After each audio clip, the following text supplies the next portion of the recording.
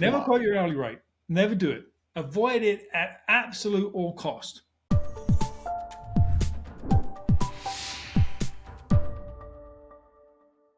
I will start out by saying, this may be controversial to some, never quote your hourly rate. What? No, come on. You gotta have an hourly rate. Never quote it. Never quote your hour. That doesn't even make sense, Dean. Come Never on. quote your hourly rate. Never do it.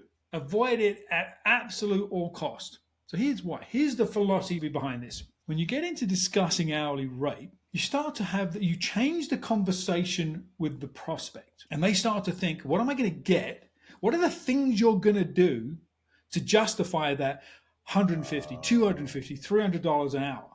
What are the things you're going to do? How many times are you going to click that button, send that report, whatever it is? So you start to talk tactics.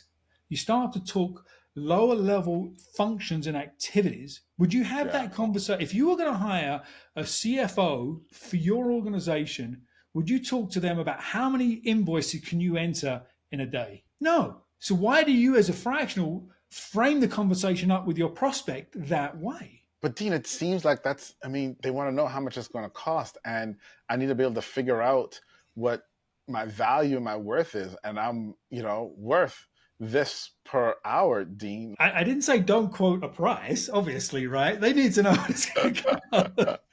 But don't quote it as an hourly rate. So here's the thing. Your pricing as a fractional executive, and if you don't know the definition of a fractional executive, go back to the last couple of episodes. We talked about that a lot. But as a fractional executive, your job is to do two things. I don't care what your specialty is.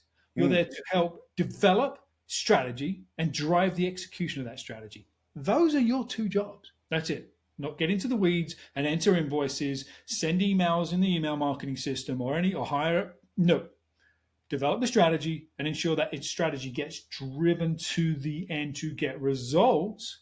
So your value is based on the impact of the work you do.